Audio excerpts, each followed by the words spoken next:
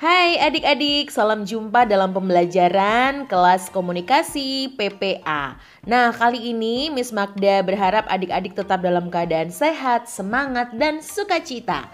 Nah, adik-adik melanjutkan pembelajaran pekan lalu mengenai manfaat komunikasi.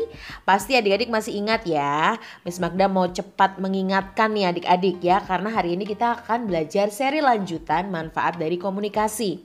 Nah, pekan lalu manfaat komunikasi adalah yang pertama, menyampaikan informasi sehingga khususnya dalam anggota keluarga semua saling tahu, masing-masing saling mengerti pesan atau informasi apa yang disampaikan. Lalu manfaat yang kedua adalah bahwa manfaat komunikasi membuat kita mengerti keinginan setiap orang, baik itu komunikasi verbal, menggunakan ekspresi maupun komunikasi lisan.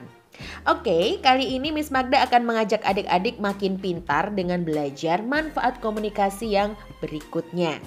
Manfaat komunikasi kali ini adalah bagaimana dengan komunikasi adik-adik mulai timbul sikap sosial di keluarga. Apa itu sikap sosial? Sikap sosial adalah sikap kebersamaan adik-adik ya. Nah, melatih komunikasi sejak dini, khususnya buat anak-anak, ini akan membantu kalian untuk bisa berbicara dan berekspresi sehingga kalian dapat mengembangkan sikap sosial dengan baik. Baik itu dalam keluarga, dalam pergaulan maupun dalam masyarakat. Nah, anak yang mampu berbicara dan berekspresi lebih mudah bergaul dan lebih mudah diketahui keinginannya dibanding anak yang hanya diam saja. Dengan berbicara dan berekspresi adik-adik, jiwa sosial yang dimiliki anak-anak khususnya kalian akan muncul secara spontan. Nah, hal itu disebabkan karena beberapa hal. Manfaat komunikasi ini akan membuat anak terbiasa berbicara dengan anggota keluarga yang lain. Tidak hanya ayah bunda, tapi juga mungkin om, tante, pak de, bude, eyang kakung, eyang uti ya, dan lain sebagainya. Kemudian anak juga terbiasa mengungkapkan keinginannya kepada orang lain. Jadi kalian tuh gak canggung, kalian gak cemas, kalian gak merasa minder atau malu untuk mengungkapkan keinginan kalian. Kemudian manfaat komunikasi adanya timbul sikap sosial ini, kalian terbiasa berinteraksi dengan orang lain. Jadi kalian akan cepat mudah bergaul adik-adik ya. Dan anak akan terbiasa belajar dengan lingkungan, dengan cara belajar berbicara, mengungkapkan pendapat dan berekspresi. Sehingga hal ini menimbulkan sikap sosial yang sangat baik. Nah, jadi kalau kalian di PPA dibekali, wah Miss Magda mulai belibet nih ya. Dibekali materi komunikasi, harapannya kalian punya sikap sosial yang baik dalam keluarga maupun dalam masyarakat. Dan satu lagi yang hari ini Miss Magda akan sampaikan dari manfaat komunikasi, berarti ini manfaat yang keempat ya adik-adik. Yang pertama kan kemarin manfaat komunikasi adalah menyampaikan informasi.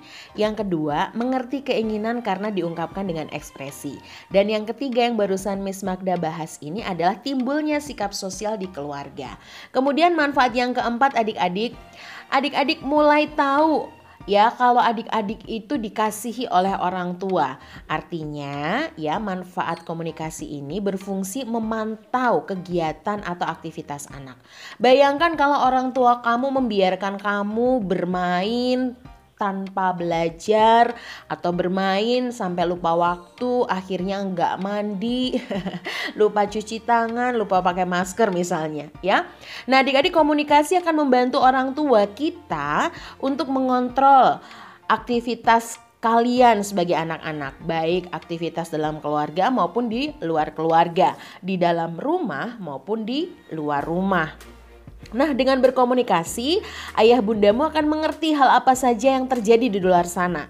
Sehingga dalam keluarga tuh kita bisa loh mengetahui apa saja yang dilakukan oleh kalian di luar. Kalian menceritakan apa saja mainan yang kalian mainkan, teman-teman yang diajak bermain siapa saja, bagaimana sikap teman-temanmu. Nah, ini akan menolong orang tua untuk mengetahui bagaimana engkau beraktivitas. Kemudian dalam hal memantau anak-anak, maka kalian atau khususnya orang tua akan semakin tahu perkembangan sosialisasi antar individu dengan individu yang lain.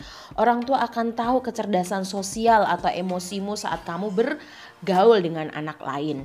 Kemudian orang tuamu juga akan tahu apakah kamu nakal atau tidak dalam lingkungan bermain ya. Seringkali kan ada anak yang suka iseng, suka jahil ya, suka istilahnya ngerjain teman-temannya gitu. Dan itu membuat akhirnya ada anak yang nangis lah, ada anak yang saling berantem, marah dan lain sebagainya. Nah, dengan komunikasi orang tuamu akan makin tahu kamu termasuk anak yang baik, yang ramah, yang disukai banyak teman atau sebaliknya ya.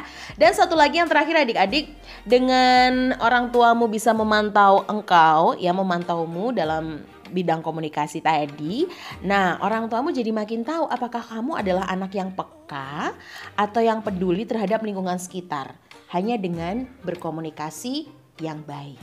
Oke adik-adik, materi hari ini simpel banget. Seri kedua tentang manfaat komunikasi. Miss Magda yakin materi ini sangat bermanfaat dan membekali kalian semua untuk makin cakap berkomunikasi, makin sopan, makin santun dan makin menyenangkan. Terima kasih adik-adik, semangat belajar semuanya. Jangan lupa jaga kesehatan dan jaga kebersihan. Sampai jumpa di materi berikutnya. Bye.